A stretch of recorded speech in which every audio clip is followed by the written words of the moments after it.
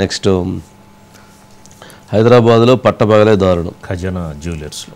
ఖజానా జ్యువెలర్స్కి సంబంధించి చందానగర్లో ఉన్నటువంటి ఖజానా జ్యువెలర్స్లో ఒక 6 దొంగలు గన్స్ తీసుకొని వచ్చి 2-3 ఉదయం 10:30 షాప్ తెరిస్తే 10:30 10:40 లోపలికి వెళ్ళి వాళ్ళు లోపల వాడు ఉన్నటువంటి మేనేజర్ని కాళ్ళ మీద కాల్చి 2 రౌండ్స్ లోపల 1.5 kgకి సంబంధించినటువంటి గోల్డ్ ఎత్తుకొని వెళ్ళారట.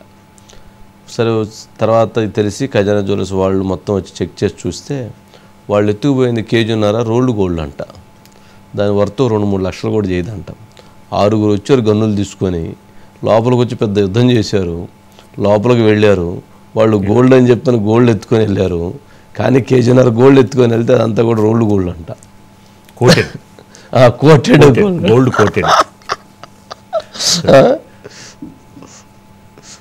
ఏదో అనుకుని వచ్చారు, ఏదో జరిగింది. అది అంటే వాళ్ళు రెక్కీ చేసినప్పుడు చూసి బాగా మెరుస్తూ ఉంటే గోల్డ్ అనుకొని ఉంటారు. చివరికి అది చూస్తే అది రోల్ గోల్డ్ ఉన్నారని. ఇది ఒక అంశం. అయితే ఇదే ఖజానా జ్యువెలరీ సంబంధించి నేను రిపోర్టింగ్లో ఉన్నప్పుడు మీరు ఆంధ్రజ్యోతిలో 2007-6 అనుకుంటా పంజాగుట్టలో ఖజానా జ్యువెలర్స్ పంజాగుట్ట ఖజానా జ్యువెలర్స్లో కూడా దొంగలు పడ్డారు. అప్పుడు ఎలాగంటే ఖజానా జ్యువెలర్స్ వెనక ఉన్నటువంటి ప్లాట్లో పైన అపార్ట్మెంట్లో నైట్ అక్కడికి వెళ్ళి అక్కడ ఉండి అక్కడి నుంచి లోపలికి కిటికీలోంచి దూరి లోపలికి వచ్చి ఆల్మోస్ట్ ఆ రోజుల్లో 100 కోట్ల రూపాయల అన్నారు కానీ దాదాపు 50 కోట్ల రూపాయల వర్త్ అయినటువంటి బంగారాన్ని 2 బ్యాగ్స్లో తీసుకొని వెళ్ళిపోయారు. ఇద్దరే వెళ్ళిపోతే సరే ఉదయాన్నే ఇన్వెస్టిగేషన్ మొదలైంది. అప్పుడు డీసీపీ రవివర్మ అనుకుంటా బాగా మొత్తానికి ఇన్వెస్టిగేషన్ మొత్తం ఇక అసలు మొత్తం మీడియా అంతా అదే ఖజానా జ్యువెలర్స్ది. ఎట్లా అసలు అన్ని రకాలుగా చూశారు ఏమి ఎవిడెన్స్ దొరకలా. కానీ ఆ వెనక పైన వాళ్ళు అక్కడి నుంచి దిగి అక్కడ కూర్చున్న దగ్గర గమనించి డాగ్ అక్కడికి వెళితే అక్కడ వాళ్ళు పొరోటా తెచ్చుకొని తిన్నారు. ఒక తినేసిన పొట్లం ఒకటి కనిపించింది.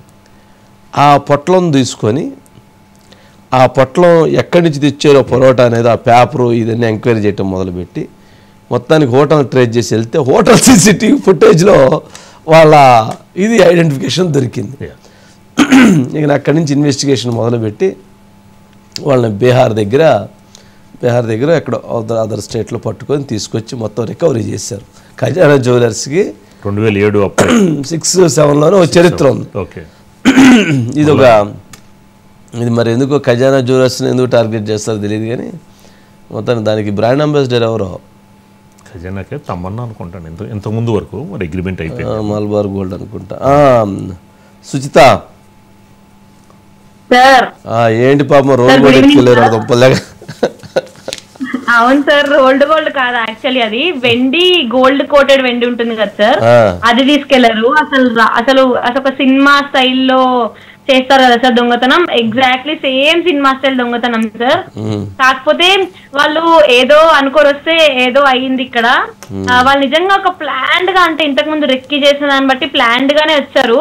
దాదాపుగా 10:35, 10:40 ఆ టైంకి వచ్చారు. రావడంతోనే ఇట్లా సీసీటీవీ ఫుటేజ్ చూస్తున్నాం కదా మనం, ఇట్లా డోర్ ఓపెన్ చేసి మామూలు కస్టమర్స్ లాగే లోపలికి వచ్చారు.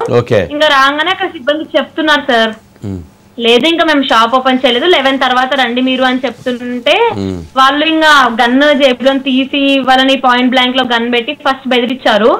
అయితే ఫస్ట్ అడగడం కూడా గోల్డ్ లాకర్ కీస్ వాళ్ళు ఓపెన్ చేయలేదు, ఇంకా జస్ట్ సిల్వర్ కోటెడ్ ఉన్నాయి కదా సార్, అవి మాత్రమే ఓపెన్ చేశారు. ఫస్ట్ కీస్ అడిగితే అసిస్టెంట్ మేనేజర్ సతీష్ అని ఉన్నారు అక్కడ, ఆయన అప్పటికే వచ్చారు. ఆయన కీస్ అడిగితే ఆయన కీసు ఇవ్వకపోవడంతో వాళ్ళకి చిన్న వాగ్వాదం జరిగింది. ఇంకా ఎక్కువ బెదిరించినా కూడా ఇవ్వకపోయేసరికి అప్పుడు యాక్చువల్ రాగానే ఫస్ట్ రౌండ్ ఫైరింగ్ సీసీటీవీ మీద చేశారు. సీసీటీవీ కెమెరా ఉంటది కదా, దాని మీద చేశారు. సెకండ్ రౌండ్ ఇంకా అతను బెదిరించినా కూడా కీస్ ఇవ్వకపోయేసరికి సార్ యాక్చువల్లీ వాళ్ళు పారిపోయారు అప్పుడే.